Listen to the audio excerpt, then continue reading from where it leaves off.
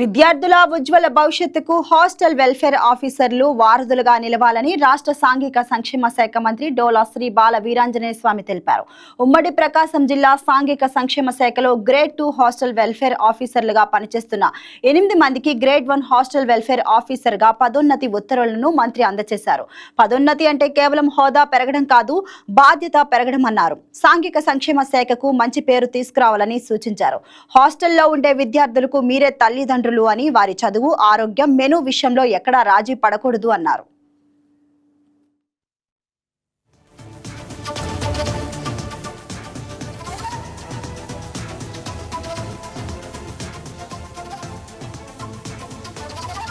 ప్రతి నెల 3వ శనివారం గౌరవ ముఖ్యమంత్రి శ్రీ నారా చంద్రబాబు నాయుడు గారి సారథ్యంలో ఈ రాష్ట్రంలో స్వచ్ఛదనం, పర్యావరణం పరిరక్షణ, అదేవిధంగా పచ్చదనం ప్రోత్సహించాల లక్ష్యంతో కార్యక్రమాల్లో స్వర్ణాంధ్ర, స్వచ్ఛాంధ్ర చేపిస్తున్నాం.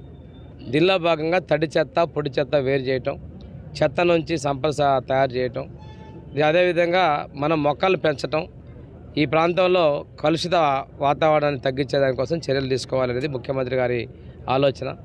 దీనికి ఉప ముఖ్యమంత్రి పవన్ కళ్యాణ్ గారు పర్యావరణ పంచాయతీరాజ్ శాఖ మంత్రిగా వారి తోడ్పాటు కూడా, వారి ఆలోచన విధానం కూడా ఈ గ్రామాలు ప్రశాంతంగా స్వచ్ఛంగా ఉండాలి, చెట్లు పెంచాలని కోరుకుంటా ఉన్నారు.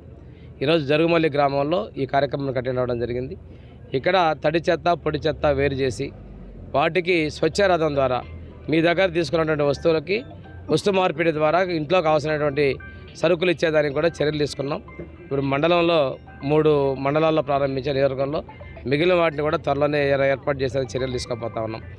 ఇక్కడ ఒకటే, ప్రతి ఇల్లు, ప్రతి వీధి, ప్రతి వార్డు, ప్రతి గ్రామం ఎవరికి వాళ్ళు స్వచ్ఛంగా తయారు చేసుకుంటేనే స్వచ్ఛాంధ్ర సాధనకి సహకారంగా ఉంటుంది.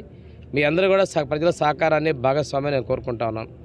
రాష్ట్రం ఏర్పడిన తర్వాత ఉన్నటువంటి 10 లక్షల కోట్ల అప్పులు ఉన్నప్పటికీ కూడాను కొత్త ప్రభుత్వంలో ఈ అప్పు తీర్చుకుంటూ సంక్షేమాన్ని, అభివృద్ధిని మేము తీసుకెళ్తా ఉన్నాం.